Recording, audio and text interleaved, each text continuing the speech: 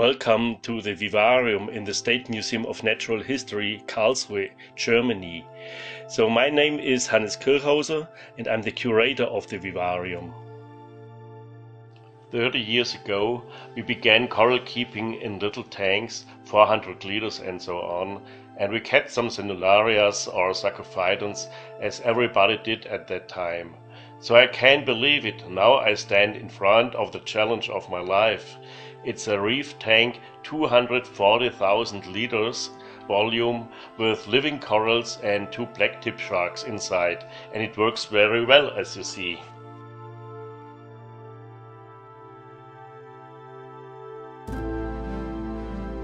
When we planned the tank, we saw very soon that it would be better to scale up just normal coral aquaristics to 100 times the size than to hire engineers, because the engineers knew nothing about coral aquaristics.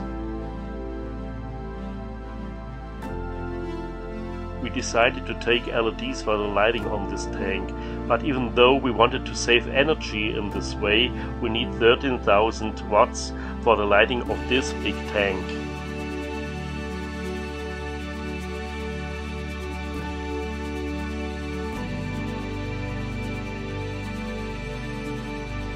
Big hydrovisor pumps generate a water current of around 1 million liters per hour. The turnover rate of the filtration system down in the basement is 60,000 liters per hour. Here we come to the most beautiful side of the tank. The large glass pane is in dimension like the largest standard glass pane in acrylic glass.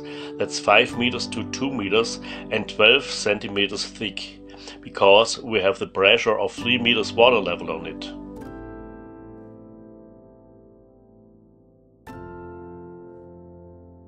More than 3 years ago we installed a big breeding station down in the basement for breeding the corals for this project. So now I can say that more than 80% of the corals in this big reef tank are self-bred. 10% are coming from friends and so on, so that only a small number of corals were bought in a pet shop. As you see, after 5 years the corals had an enormous growth, and we already take out corals and can give them away. The reef construction is very classical, so I am an old aquarist and I was working in classical ways. There's no PVC tubes or plastic nets under the reef construction. We installed reef rocks with white concrete. When the coral reef was finished, we filled the tank with fresh water, and then we measured too much silicate, something about 5 milligram, and took out the water and covered after that all the concrete with resin, covering this resin with coral sand. After that action we measured only 0.8 milligram per liter silicate in the water and could work on.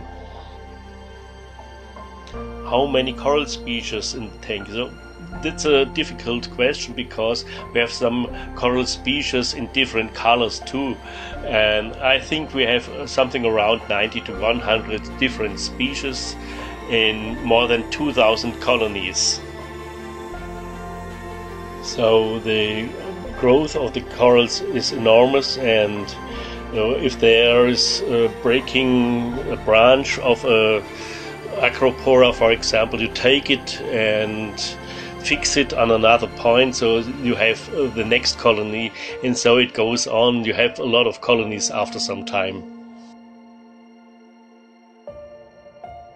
It's somehow like in the real coral reef that pieces of colonies are falling down and founding new colonies.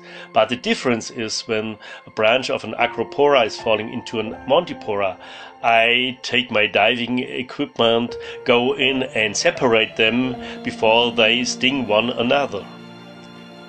At the moment there live more than 500 fish in around 30 species in this tank. It's usual to take only a couple from some species, even in a big tank like this, while you take a whole swarm from other species like the antias. Yes, we have triggerfish too in the tank, but we took only species who don't harm our corals, for example the pink-tailed triggerfish or a group of 15 red-toothed triggerfish. They are very interesting because they make murmur sounds and you can hear them when you're diving in the tank. Our colleagues told us that it's necessary to dive twice a week in a tank like this. But they have tanks with plastic corals. The difference is that we have more light and must care for the living corals, so we dive 3 times a week. Mondays and Fridays we clean the glass pane from inside. This takes around 1 hour and we need a second hour for removing the sediments from the corals because the corals are dying when the sediments are laying too long on them. Wednesdays we make the 3rd dive, and this dive is planned completely for coral care. So we remove the sediments, but also we shorten some corals who grow too close together and could sting one another. We keep the nitrates on a low level between 1 and 2 milligrams per liter. For this we use big protein skimmers and a support of nitrate filters using vodka. The level of phosphates is kept at a level around 0.1 milligrams per liter. For this we use phosphate adsorbers.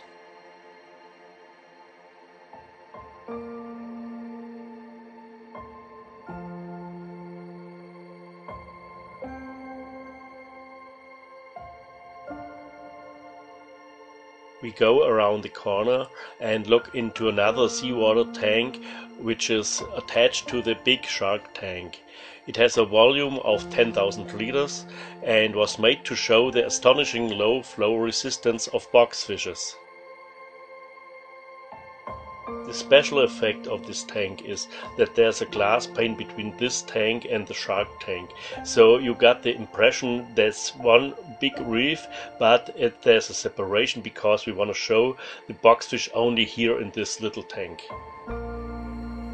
I like to give every tank a special character, so here we decided to take the Caribbean Sea with some species of gorgonians and so on, and with some fish coming from the Caribbean Sea beside the fishes coming from the Pacific. This tank has its own filtration system.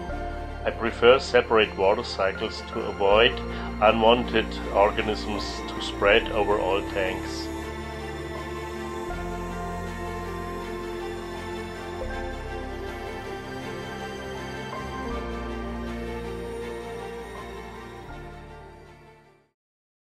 Around the next corner we have a new view of the reef in the shark tank. Here the reef is dominated by plates of Montipora and Echinopora next to a forest of Ophilia. As you see, the red-toothed triggerfish like to gather at this spot of the reef. They observe every change in their favorite place.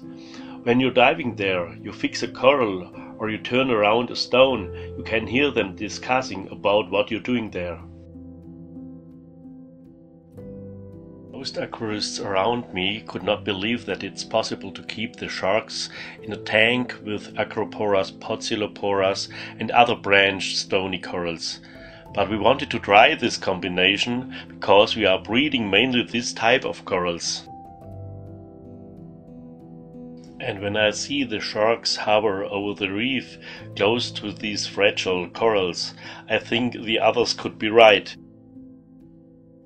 But we don't find a lot of broken branches on the bottom, probably 5 or 10 per week. That's nothing in a big tank like this.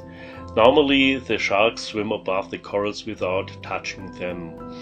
Only in extraordinary situations they break off pieces of the corals, for example when we are feeding them or when they want to copulate. When they want to copulate, the male bites the female in the pectoral fin and they swim with high speed through the whole tank. If you look at the yellow-greenish Acroporas on the right side, you see the result after 5 years.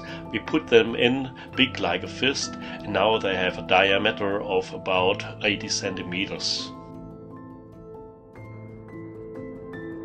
By the way, when we are feeding the sharks, sometimes the triggerfish are very helpful assistants for us. When food is falling into a coral, they take it out before the shark is coming and destroys the corals when he's looking for the food.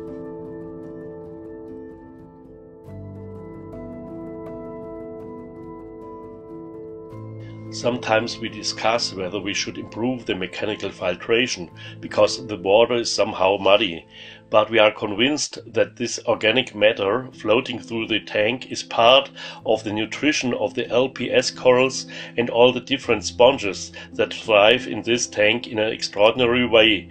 It replaces the lack of planktonic organisms.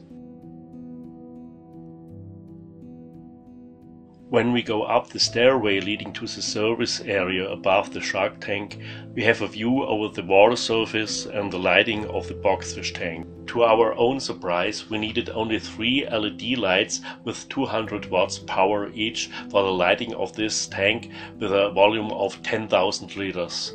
But you must see we have mainly gorgonians and LPS corals inside. Now we are on the operator gangway over the shark tank. You can see that we used only plastic and stainless steel for all constructions here. The LEDs are installed on movable frames of stainless steel. On the left side you see the skimmer for the water flowing towards the filtration system. The skimmer has a length of 7 meters because we need a big surface for 60,000 liter water flowing through it per hour. Here you see the naked reef construction made of reef rock and concrete. For all reef constructions in this tank, we used 15 tons reef rock and 3 tons concrete, which was covered with resin and white coral sand. When the tank was filled with seawater, we covered all illuminated areas with live rock, because I made the experience that you can avoid unwanted algae in this way. Here you see the different LED lights we use. The big ones have a power of 600 watts and have optical lenses for a narrow spot going down to a depth of 3 meters. The flat LED lights have a power of 200 watts and are working without lenses. They are the lighting for corals in shallow water on the top of the reef. When we were planning the lighting in 2012, there were different opinions about LEDs working on coral tanks or not. So we decided to test LED lights of 5 different manufacturers on the same reef tank. After 1 year we chose the LED model with the best results and we measured the light spectrum of the used LEDs. Conclusion was to use 3 different types of LEDs. One with a peak at 445 nanometers, the other one with a peak at 470 nanometers, and the other one with a daylight spectrum.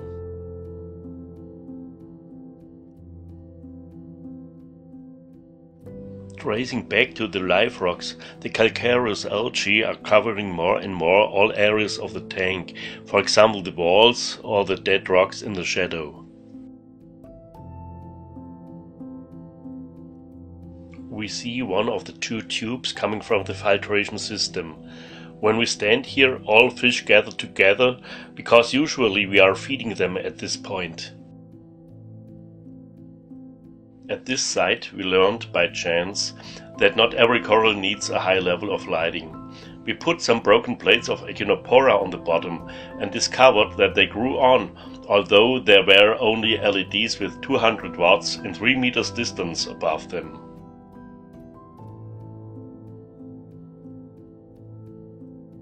Concerning the behavior of the different species of tanks, we made very different experiences in our artificial reef. When we saw the first layers of thread algae, we wanted to act quickly and put in 50 yellow tanks. They made a great job. Until today you can see them busily grazing all surfaces. But we expected that they will grow up, and after some years every pair will defend its own area. But it didn't happen till today. Sometimes they spread out over the whole reef, and sometimes you can see them swimming in a yellow swarm. It's a fantastic scene. Some other species didn't evolve that well. Out of 4 Indian Sailfin Tangs, we couldn't establish more than 1 pair in this big area of 80 square meters. Of the famous movie star Dory, who needs a lot of space, we already had an existing pair and didn't want to disturb them, though there's 1 pair of Dories in the tank. Other tanks, like the lieutenant surgeonfish, are in between. We have a peaceful group of 7 fish of this species in the tank. It's difficult to add new fish because the blacktip sharks smell the stress of every new fish that we put into the tank. It's really unbelievable. 2 weeks ago, for example, we put in only 2 little golden anemone fish, and the sharks were excited over more than 2 hours and searched every corner in the area with a hidden anemone fish.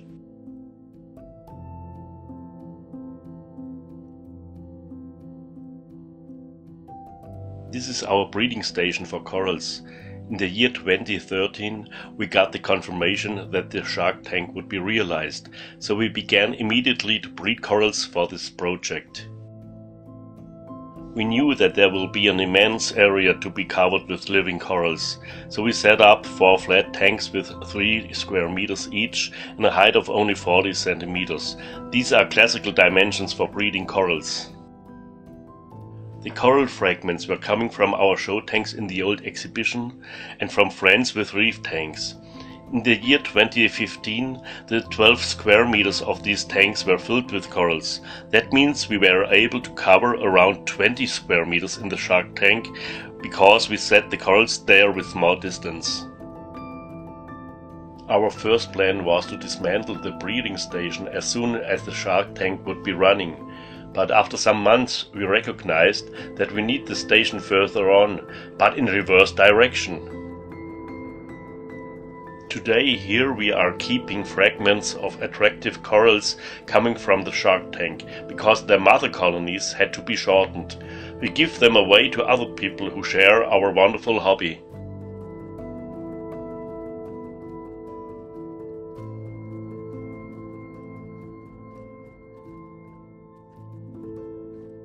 Here we are mixing our seawater.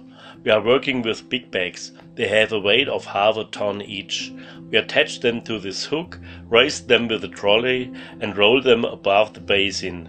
The basin has a volume of 15,000 liters. To achieve an excellent water quality, we fill it with demineralized water coming from our reverse osmosis. When the salinity is adjusted, we pump the seawater into the plastic tanks that you can see behind the basin.